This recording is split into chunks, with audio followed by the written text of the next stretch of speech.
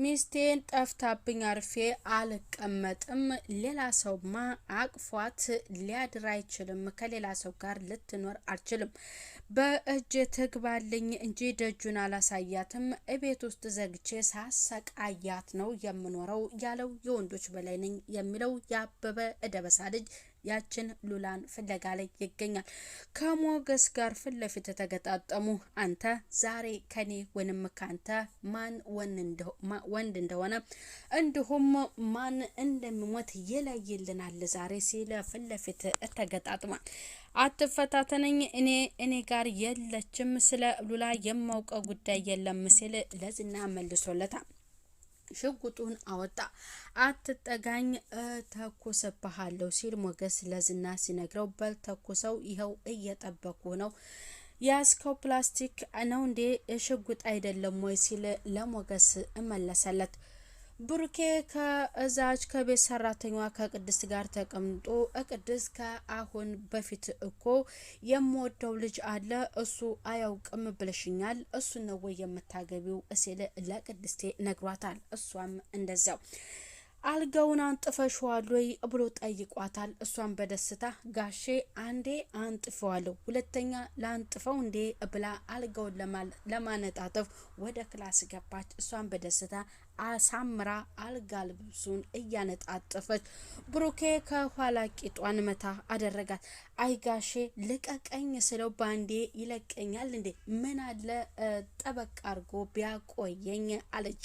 ለካ እሱም ይወደኛል እያለች ቅድስት በደስታ ውስጥ ሆነች። ቅድስት በስሜት ውስጥ ሆነሽማ ክብረ ንጽህናሽን መስጠት የለብሽም፣ እንደ ሴት ወይንም እንደ ሴትነት ወጉ ሆነሽ ነው መስጠት ያለብሽ የኔ ጀግና፣ አይዞሽ ቅድስት እያለች ራሷን እያመጋገሰች ነው።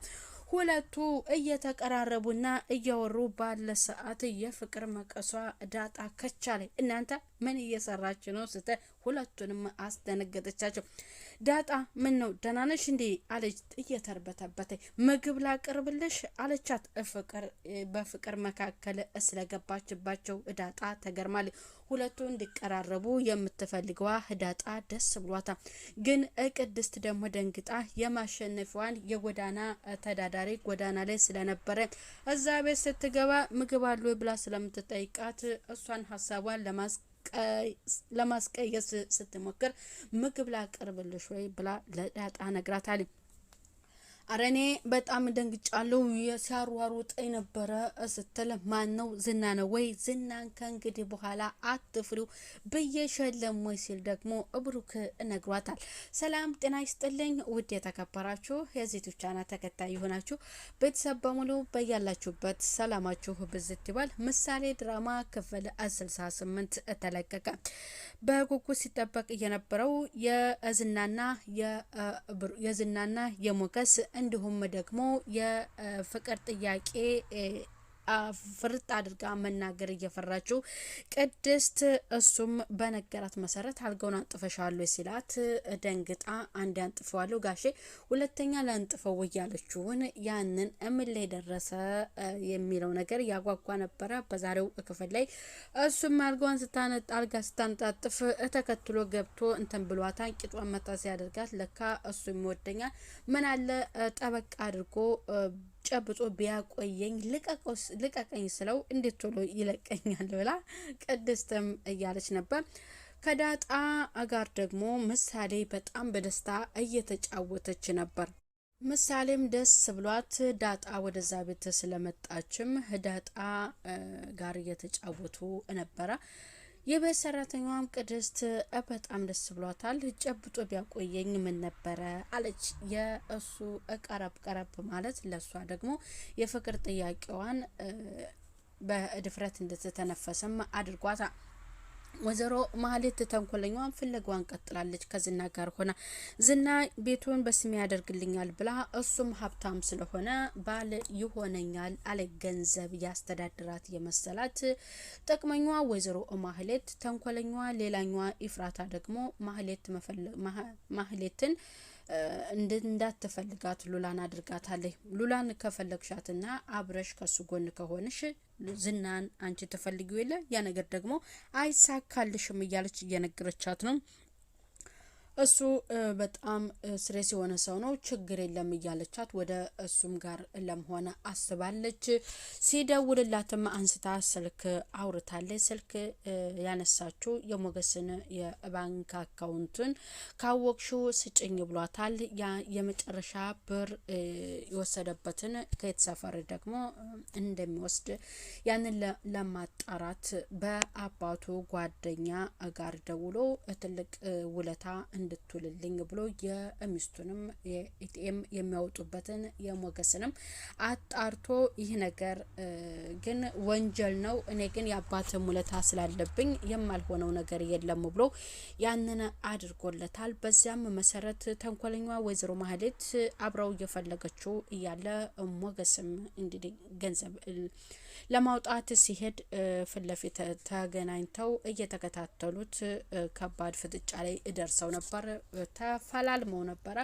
ሞገስም አስፈራርተውት አምልጦ ሸውዷቸው ነበር። ለዳጣ ደውሎላት እኔ ከሞትኩኝ ተጠያቂዎቹ ሁለቱ ናቸው፣ ስልኬ እንኳን አልሰራ ቢል ለፖሊስ እንኳን በህግ ቁጥጥር ለመሆን ይደወል ብላ ዳጣ ስትነግረው እንደዛማ ከሆነ ከባድ ነው፣ የህግ ሚስቱ ኮናት ደግሞ ህግም የሚፈርድለት ለዝና ነው ብሎ ለዳጣ ነግሯታል። ብሩክ ደውሎ በአካል ባንገናኝም በዚህ ይቅርታ አድርግልኝ ብሎ ለጓደኛው ደውሎለታል። አብረው እንደሆኑም ሁሉንም ነገር ስለ ማውራት ስላለባቸው ነገሮችም አውርተው ይቅርታ ተባብለዋል። ዳጣ እዛ ቤት ሆና በጣም ደስ ብሏታል። ልጅቷ እንዴት እንደወደደቻት እህት የለሽም ወይ ስትል ዳጣ ነግራታለች። እንዴት እንደዚህ ብለሽ ጠየቅሽኝ ስትል ዳጣ ደግሞ ለምሳሌ እመልሳላታለች ማለት ነው። ብሩክ በዳጣ ላይም ምንም ነገር ቢፈጠር በህግ ሙዝና ተጠያቂ እንደሚሆንም እንዳትፈሪም ብሎ ነግሯታል። እሷም እየደች ከሞገስ ጋር ናፍቀህኛል ለምንድነው የማንገናኘው ብላ ከሞገስ ጋር እያወራች አንድ ረጅም ስታይ ያዝና ነው ብላ ተርበትብታ ነበረ።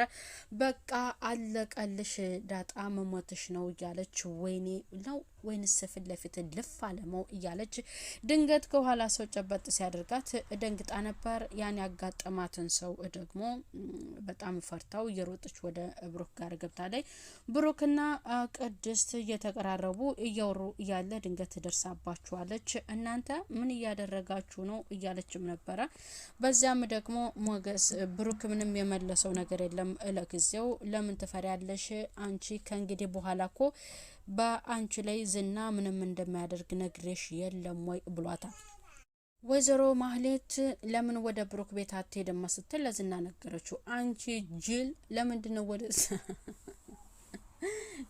ወደዛ ቤት የሚሄደው? እኔ እዛ ቤት ከሄድኩኝ ሁሉንም ነገር አንድ ነገር ቢፈጠር እኔ ተጠያቂ እንደምሆነ አድርጎ የለም ወይ ብሩክም ሲል ለማህሌት ነግሯታል። ማህሌት ገንዘብ ወዳድ ብልጠት ዜሮ ናት ማለት ነው። እና መጨረሻው እንግዲህ እውነቱን ለዳጣ እየነገረ እነሱም ከኋላ ሁለቱ እየተከታተሉት ሞገስን ከርቀት ዝና አይቶታል። በመጨረሻ ይይዙትና ያቺ ሉላ ትወሰድ ይሆናል። ሉላም እንውጣ ወደ ውጭ እስከመቼ ታፍነን ነው የራሳችንን ላይፋችንን በቃ እውነቱን መጋፈጥ መጀመር አለብን፣ እዚህ ተደብቀን እስከመቼ ነው ብሎ ነግሯታል። ከሀገር ካልወጣን የሚያስኖረን ይመስልሃል ወይ? ዝና ይፈልገን የለም ወይ? ያገኘን የለም ወይ? ደግሞ ይገልሃል ስትል ሞገስ ነግሯል። ሞገስም ወደ ውጪ እንደወጣ ጨነቀኝ ነው ዛሬ ሰላም አይደለህም ወይ? በቃና ወደ ቤት ተመለስ፣ ጥሩ ስሜት እየተሰማኝ አይደለም ሞገስ እያለች ለምትወደው ለሞገስ ሉላ እየደወለችለን ነው። አታስቢ እኔ ደህና ነኝ እመጣለሁ ብሎ ለሷም ነግሯታል። እሱ ግን ውጭ ላይ ፈተናውን እየተፋለመ ነው ከዝና ጋርና ከተንኮለኛ ወይዘሮ ማህሌት ጋር ማለት ነው። ብሩክ በቀጣዩ ከቅድስት ጋር እንግዲህ ህይወታቸውን ይመሰርቱ ይሆናል። ስልክ ደውሎ ሁሉንም ነገር በአካል ባንገናኝ በቃ ሁሉም ነገር ይቅርታ በዚህ ላናግር ይቅርታ አድርግልኝ ብሎ ለጓደኛው ብሩክ ለሞገስ ሲለው እኔ ያደረኩትን ነው ያደረኩልህ። እንኳን እኔ አይደለም የቤት ሰራተኛ ቅድስት እንኳን ለልጄ ማሳከሚያ ብላ ድንግልናዋ ልትሸጥ ነበረ ብሎ ለብሩክ ነግሮታል። ብሩክም ይሄን አስደንግጦታል። እዛ ቤት የተቀጠረችበትን ደሞዝም አጠራቅማ ለልጅቷ ሕክምና እንደሰራች እኔ ብቻ ሳልሆንም ላንተ ልጅ መዳን መስዋዕትነት እየከፈሉት ዳጣም ከፍላለች፣ እንዲሁም ደግሞ የቤት ሰራተኛ ቅድስትም ከፍላለች ሲል እውነቱን ፍርጥ አድርጎ ነግሮታል ማለት ነው። በቀጣዩ ይህንን ነገር ልታደርጊ ነበር የሚለውን ነገር ደግሞ ለሷ ጥያቄ ሊያቀርብላት ይችላል። ሞገስና ብሩክም ይቅርታ ተባብለዋል። ቅድስት ለብሩክ ልታደርገው ወይም ለብሩክ ልጅ ልታደርገው የነበረውን ነገርም ነግሮታል። ለሱ መስዋዕት የከፈሉ ልጆች ወይም እነማን እንደሆኑ ያንን ጠንቅቆ አውቋል ማለት ነው። በክፍል 69 ደግሞ እውነት የሁለቱ መቀራረብ ማንን አፍቅራ